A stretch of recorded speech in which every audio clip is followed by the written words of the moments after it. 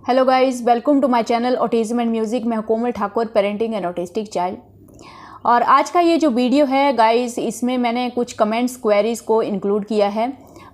कुछ पेरेंट्स पूछते हैं कि मेरा बच्चा जस्ट 3 इयर्स का है, वो तो बिल्कुल आई कांटेक्ट भी नहीं देता है, तो मैं उसकी लैंग्वेज के ऊपर कैसे वर्क करूं या उसकी लर्निंग को मैं कैसे स्टार्ट करूं।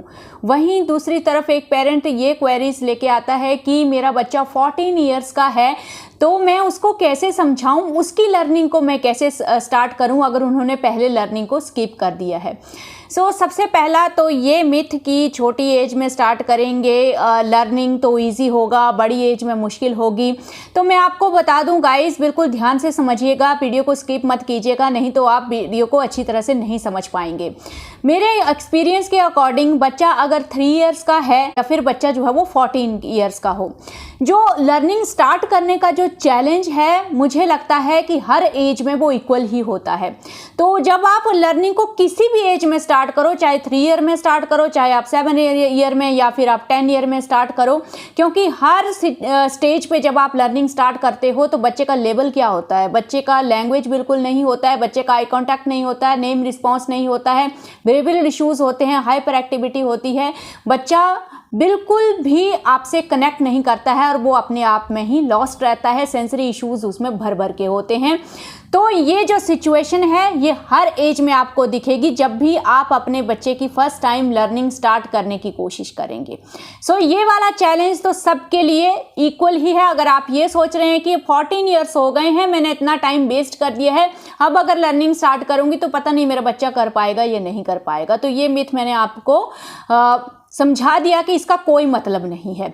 अब डिफरेंस कहाँ पे आता है, क्यों ये बोलते हैं कि अर्ली एज में ही लर्निंग स्टार्ट कर देनी चाहिए, हमें वेट नहीं करना चाहिए, तो डिफरेंस यहीं पे आता है। ये वाला चैलेंज सबके लिए इक्वल है, लर्निंग स्टार्ट करने वाला जो चैलेंज है वो इक्वली सबके लिए डिफिकल्ट है, सब पेरेंट्स के लिए, सब ऑटिज्म पेरेंट के लिए। लेकिन ये जो डिफरेंस है एज का या फिर अर्ली लर्निंग की जो बात आपने हमेशा सुनी है, उसमें यही होता है कि 3 ईयर के बच्चे की जब आप लर्निंग स्टार्ट करेंगे तो हो सकता है 3 ईयर और 14 ईयर के बच्चे को बराबर ही टाइम लगे उस लेवल पे आने में जब वो अपनी लर्निंग स्टार्ट करेगा, यानी कि आपके साथ बैठना स्टार्ट कर देगा, आपकी बात को थोड़ा सुनना स्टार्ट कर देगा, आप जो एक्टिविटी करवा रहे हो उसमें थोड़ा कोऑपरेट करना स्टार्ट कर देगा, तो वो लेवल में हो सकता है दोनों एज के बच्चों को सेम ही टाइम लगे। लेकिन बात आती है इफेक्ट की, तो जो 3 ईयर का बच्चा होगा जब वो उस लेवल पे, अच्छे लेवल पे आ जाएगा, आपके साथ बैठने लगेगा, तो जब उसको आप चीज़ें सिखाएंगे तो हो सकता है वो बहुत कम टाइम में चीज़ों को सीखे, और वहीं जो 14 ईयर की एज का जो बच्चा है उसको थोड़ा ज़्यादा टाइम लगेगा। क्योंकि इसका रीज़न मैंने आप लोगों को पहले भी बताया है कि अर्ली एज में, यानी कि 5 ईयर से नीचे जो ब्रेन में चेंजेस होते हैं वो बहुत फास्ट होते हैं, और बाद में जाके बच्चा स्टबन भी हो जाता है और चेंजेस इतने फास्ट नहीं होते हैं। तो इफेक्ट हो सकता है कि आपको 14 ईयर का जो एज का जो बच्चा है उसमें चेंजेस दिखने में आपको थोड़ा टाइम लग जाएगा, लेकिन वो चीज़ होगी ज़रूर। यहाँ से ये बात तो क्लियर हो गई कि आपको एज के बारे में बिल्कुल भी नहीं सोचना है। तो अब बात आती है कि लर्निंग स्टार्ट कैसे करेंगे, चाहे आप 3 ईयर में स्टार्ट कर रहे हो या फिर 14 ईयर में स्टार्ट कर रहे हो। तो ये जो तरीका है जो मैंने फॉलो किया है वो मैंने अपने थेरेपिस्ट से सीखा, और वही स्टैंडर्ड तरीका भी है हमारे बच्चों को सिखाने का। किसी ने ऐसे कई पेरेंट्स होंगे जिन्होंने प्रोफेशनल से थेरेपी करवाई होगी, तो आपने भी देखा होगा कि वो यही प्रोसीजर जो है वो फॉलो करते हैं।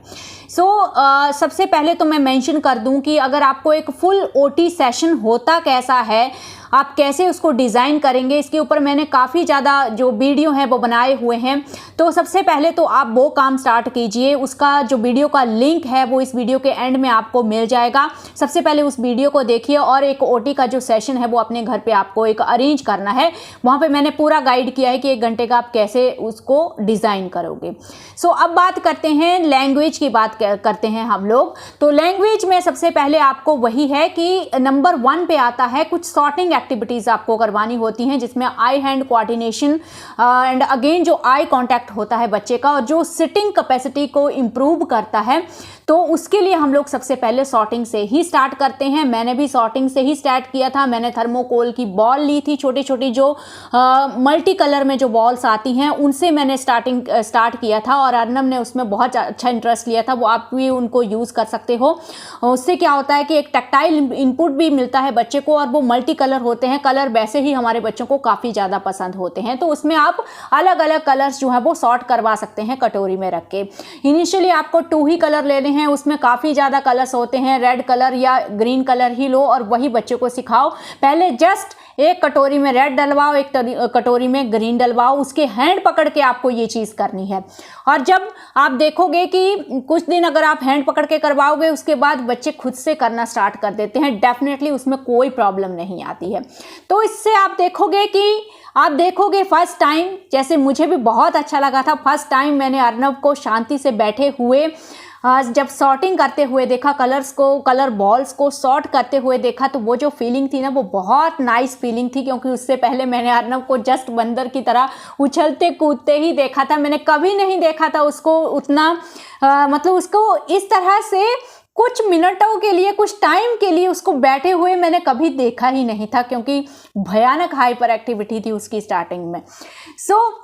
सॉर्टिंग से मुझे बहुत ज़्यादा हेल्प हुआ था। आप भी सॉर्टिंग से स्टार्ट कीजिए। और सॉर्टिंग के बाद फिर मैंने अर्नब को कार्ड यूज़ करके वन वोकैबुलरी जो है वो सिखाना शुरू किया था। सबसे पहले मैंने उसको फ्रूट्स नेम सिखाना शुरू किए थे, क्योंकि उसको फ्रूट्स खाने में भी बहुत अच्छे लगते थे।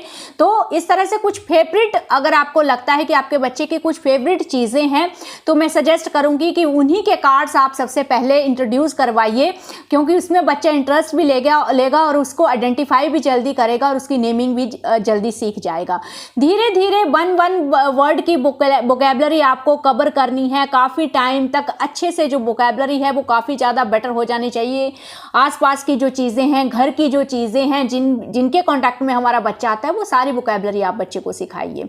एंड धीरे धीरे आप देखोगे, उसके बाद मैंने एक डेडिकेटेड वीडियो बनाया हुआ है स्पीच थेरेपी के ऊपर। बेसिक स्टेप्स जो हैं वो स्पीच के, कैसे आप वन वर्ड की वोकैबुलरी से सेंटेंस पे, क्वेश्चन आंसर पे, ब्रीफिंग पे कैसे जाओगे, वो वीडियो आपको यहाँ पे एंड में जो है वो स्क्रीन पे मिल जाएगा। वहाँ पे क्लिक करके आप उस वीडियो को भी ज़रूर देखिएगा। वहाँ से आपको पूरी गाइडेंस मिल जाएगी कि मुझे स्पीच थेरेपी कैसे करनी है।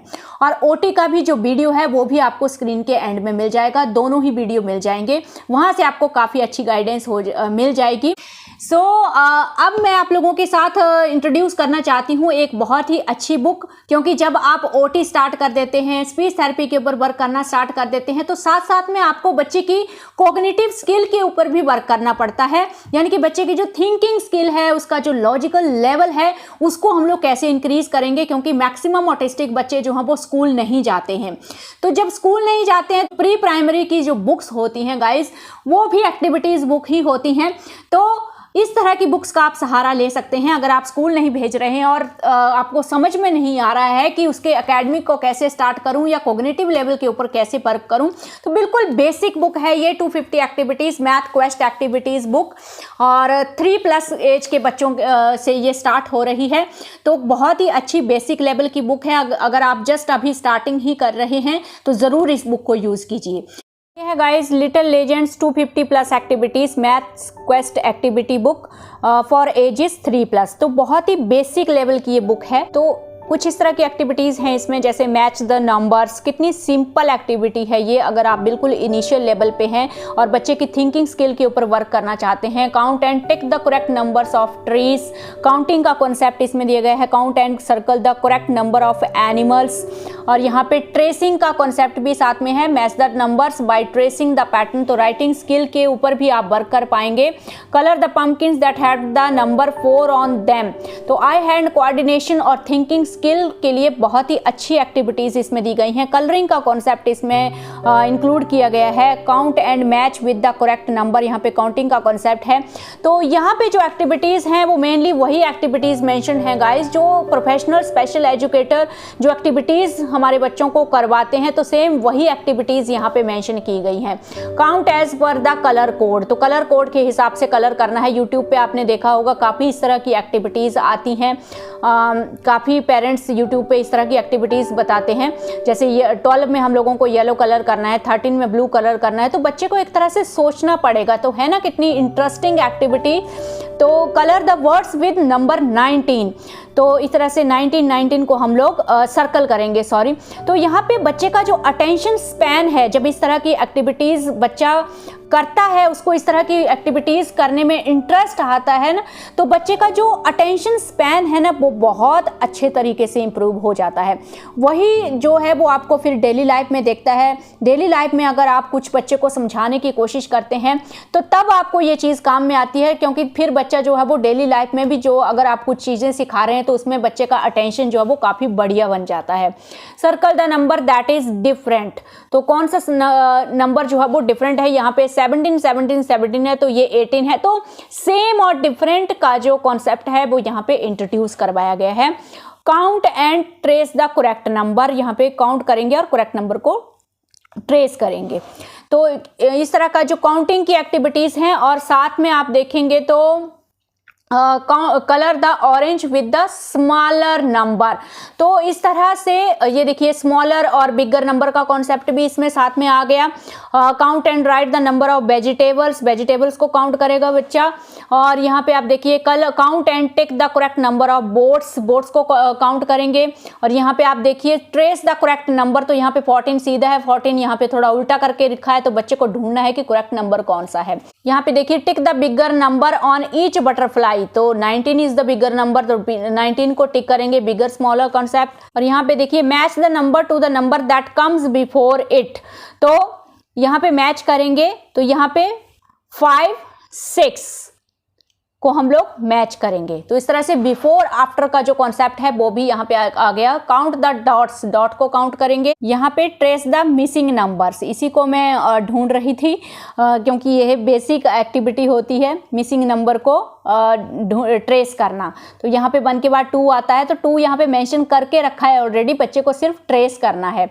Count and colour as per the given code के हिसाब से कलर करना है। तो यहाँ पे ये पैटर्न की एक्टिविटी है। Tick the picture that comes next, ball के बाद रेड बॉल के बाद ग्रीन है, तो रेड के बाद फिर से क्या आएगा, ग्रीन आएगा।